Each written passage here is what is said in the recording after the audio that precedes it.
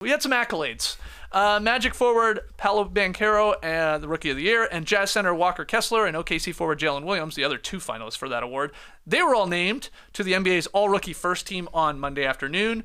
Pacers guard Benedict Mathurin and Kings forward Keegan Murray joined them on the first team. If you're on YouTube, we got a slick graphic there from at NBA PR, your first team. As for the B squad, Pistons guard Jaden Ivey, his teammate Jalen Duren, Spurs forward Jeremy Sohan, Rockets forwards Jabari Smith Jr. and Tari Eason made up the all-rookie second team. So 10 youngins making the all-rookie first and second team. There we have a voting breakdown here, too, if you want to look at numbers. A lot of votes at the end for a bunch of other guys there. Andrew Nembhard, pretty close, very close to making that second team. But do you have a snub here, Tass, or a surprise when it comes to these two squads, or who's on it or who didn't make it? Well, yeah, Nembhard not making it. AJ Griffin sort of falling off with the Hawks. Thought he'd be a part of the rotation forever and ever and ever. He kind of fell off. And Shaedon Sharpe, all deserving in a different way. Shaedon Sharpe probably the one who stands out the most. But you got a Tari Eason, you got a Sohan. Can't be angry about it. But all those guys, I thought, specifically Sharpe. I know it's not just the highlight dunks. The guy was a key part of the rotation at times. So, well, at the end of the season, when they gave him a chance and he got a lot of minutes, he was putting up big numbers, but can't say for a majority of the season. Yeah. But what do you have a snub or? Those are the two big names. Yeah. Shaedon Sharpe, 7th in total points, 8th in minutes. So you think maybe he's a top 10 rookie? I don't know. Andrew Nembhard, 7th in minutes, 9th in points. But I don't really think people are watching the Pacers point guard defense, which would be his main selling point. So, yeah, you could consider those guys snubs, but I think pretty solid teams here. Yeah. I was happy to see Eason and Sohan make the second team. Yeah, it feels like the only thing people were maybe upset about, particularly Pistons fans, I guess, that Ivy wasn't on the first team. Sure. Ahead of a Mathurin, maybe a Murray or something like that.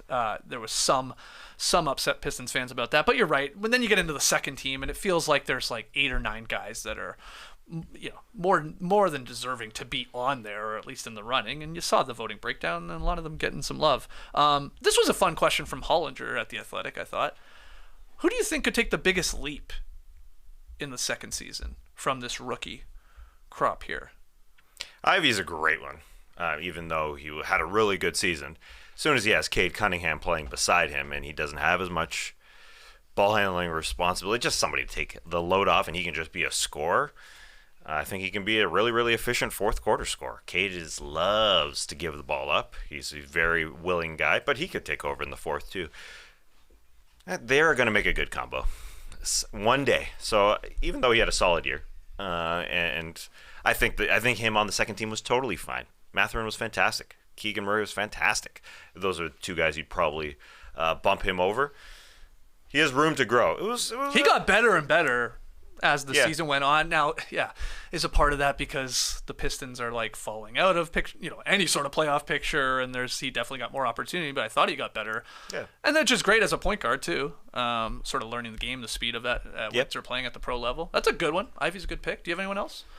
Well, two guys I like that didn't make the team, Christian Brown and AJ Griffin. I'm with you. I thought AJ Griffin would be a bigger piece, but barely got to taste the court at all in the playoffs. Shot 39% from 3. Seems like a good player, though, if maybe a little flammable on defense. And Christian Brown, I don't know that he'll ever take a huge leap, but I think it's pretty impressive the way he stayed in the rotation basically the entire year for the Nuggets, being an energy guy, a defender, and a surprising dunk dude. Biggest leap in his second season's got to be Chet Holmgren. He's going to be on the court, and cannot wait to see what that guy looks like. I'd also toss a little sauce on maybe Jabari Smith Jr. as a guy who could pop. He got better, too. He got better, and it seems like the Rockets are going to be moving towards a more professional team. If he gets some veterans around him, guys who like to pass the ball, that will be beneficial to the style he plays. Good calls.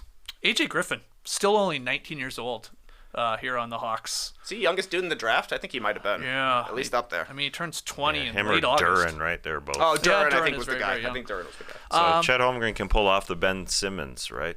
Yeah, Miss he could. a year. He could. Yeah. Well, Blake did it Be too. Roy. It'll be tough against Wembanyama, but we shall see. Who else? Did Blake do that?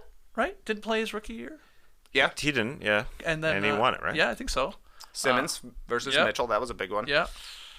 And then Embiid was in the race against Malcolm Brogdon, Right. but didn't play a lot. Right, 31 games. I think. 31 games, but he 31 games in 3 pretty seasons. dominant 31 games, and people were like, maybe he should win. We will find out the all defensive teams later today Yeah, Live baby. stream? Yeah, baby. We're at talking 2 Bulls p.m. again.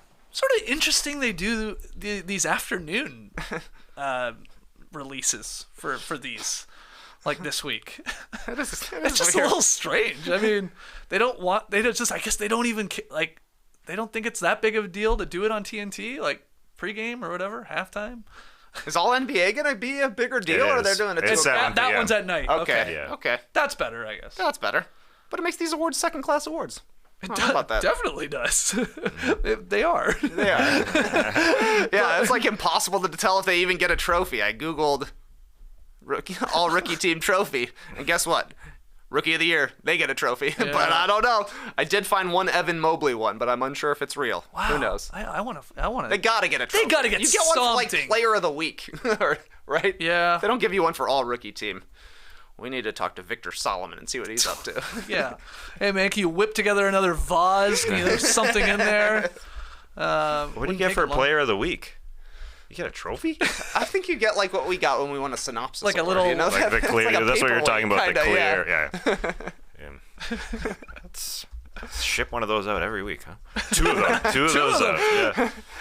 Maybe I think there is a thing. I think people always talk about like seeing it in people's So lockers, you're right? telling me LeBron's got like Maybe player of the month 180 of only. these? Yeah, player of the Maybe month. player of the makes month. sense. And then what did the Hawks do when they all won it? Player of the month that one year. They share it. They let Damari Carroll keep it. I think Corver wanted it. He loves it. Yeah. Player of the month, they definitely get. Okay. That's funny. Damari Carroll, recent guest on Thanalysis, Thanasis Antetokounmpo's podcast. Okay. Tune in. Okay. I I subscribe, obviously. Obviously, you had the idea a couple months ago because everybody's got a podcast. Yep. It sure feels like some of these could be fake. Like Duncan Robinson's got a podcast. Thanasis Antetokounmpo has a podcast. There was a Theo great Pinson Theo was a good Pinson one. has Theo a Pinson podcast. That was the one where podcast. I was like, what? Yeah, so there was also a great one sent to us. I won't mention it because it's such a great segment idea, but that one even got Yeah, me. that was a good That's a Theo Pinson category, but it's a real podcast. It's real. right? Did you check? Is it like was Cole deep. Swider? Cole Swider. It's not a baseball pitch. It's not a baseball player. That's like when remember when Who the hell are you talking about? Yeah, exactly. Lakers. He's like a Lakers two-way guy. Oh my But it's God. like when Kobe and Powell were running things for the Lakers. Remember, it became a story that DJ Mbenga had a Hollywood agent. Yeah. Same thing. Cole Swider's got a podcast, Wow. or does he? He does. He does. He does. Cole Swider. Yeah, but like weekly? I don't know, I don't man. think it doesn't. I didn't. I only subscribe to Thanalysis. Okay. I'm not sure. It's a good one.